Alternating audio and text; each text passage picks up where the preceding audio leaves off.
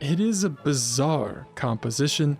The friends who advised Beethoven to publish this absurd piece are indeed the fiercest enemies of his reputation.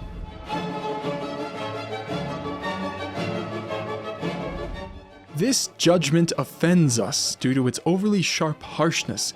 In it, as in so many other things English, cutting exaggeration is not to be mistaken. Even if this work is little able to offer pure musical enjoyment, the author of this judgment should have been more humane and shown more respect for the misfortune of a man to whom we all owe such elevated enjoyment of art. We know how to recognize our Beethoven for what he is. We often feel elevated by him, indeed inspired.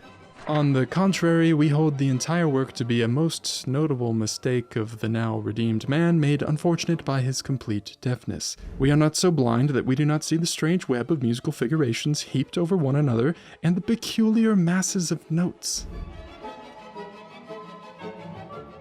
We are gradually beginning to learn to disentangle the threads of this artistic web of tones, and scarcely will a pair of years have passed before this gigantic work is as generally known and understood as its predecessors, which, at their appearance, were also decried like Egyptian hieroglyphs.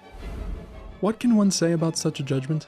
Must one remain silent when one sees that there are people whose blind idolatry goes so far that they defend a rhapsody which so far nobody has understood, and which they themselves hope to first understand after several years?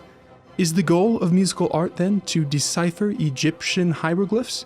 Shall it, instead of granting pleasure, become a painstaking work of the intellect? But it's not worth the effort of saying more about the foolishness of those who deny all feeling in order to do homage to a false art that, like algebra, occupies only the head and lets the heart grow numb. At the Vienna premiere, the enthusiasm of the listeners attained the highest degree conceivable. The observant listener feels thoroughly exhausted after this symphony ends and longs for rest because his innermost being has had all too much excitement.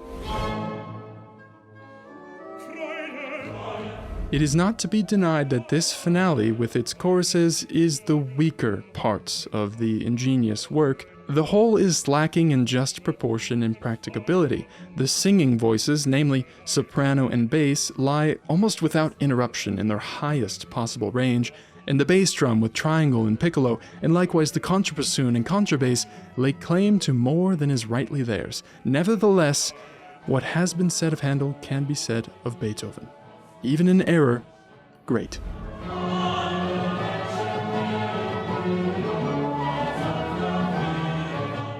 It seems to us, as far as it is suitable for us to judge this composition after one hearing, that the genius of the great master was not present at its conception, and that it missed the right path with a purely formal and combinatorial striving. We have now heard the new symphony by Beethoven 3 times. At the risk of being counted among those who are incapable of grasping great things, we candidly admit that it does not please us. It sounded to us as if music were supposed to walk on its head instead of its feet. The last movement is as if the spirits of the deep were making a mockery of everything that gives people happiness. With gigantic power, the dangerous horde steps forth and ruptures the human heart and ruins the divine spark with noisy, monstrous scorn. Nevertheless, every musician must own the work in order to get an idea of how they become lost down below in the terrible depths. The master was pleased to demand something superhuman from us. I do not approve.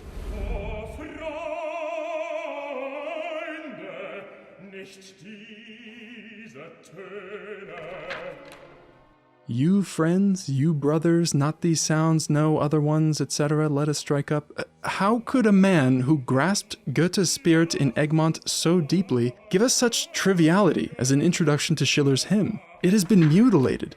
Individual strophes now succeed one another in a completely different order, like fragments that the composer happened to recall, and the first strophe is continually repeated in between. Second, the principal melody itself contains nothing of Schiller's elevated spirit, being much more compatible with common drunkenness than with the inspired flight of this poet, particularly when it's declaimed faster.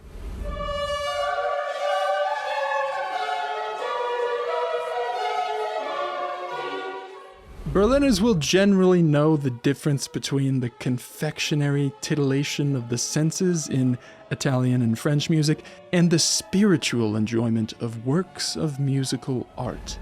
Thus, in general, whoever wants to hear a Beethoven symphony in Berlin knows that he will bring upon himself a spiritual baptism of fire, and that any idea of sensory enjoyment must be banished.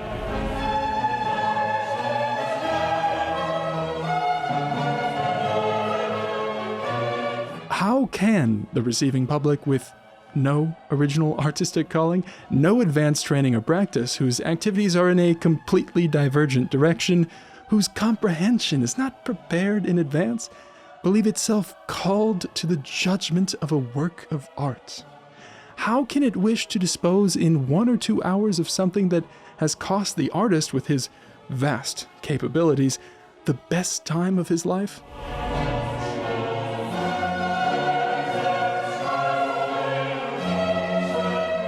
If that friend of art is suspicious of the impression that this work brought forth in Leipzig after a double performance, on what then does he base his opinion that it is the deepest and most mature work of the most ingenious composer before it has been publicly performed in Berlin even a single time?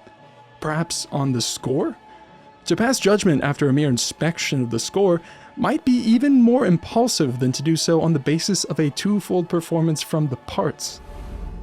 Only when the question arises of who deserves the greater confidence in a musical matter, Beethoven or all the musically knowledgeable people of Leipzig or of Berlin or of any other city, will the undersigned always decide for Beethoven, who has undeniably given more and greater proof of mastery than all of them combined.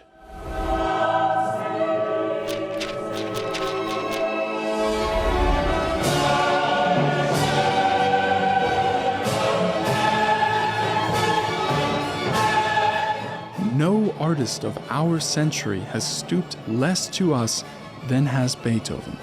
Well then, let us rise to meet him.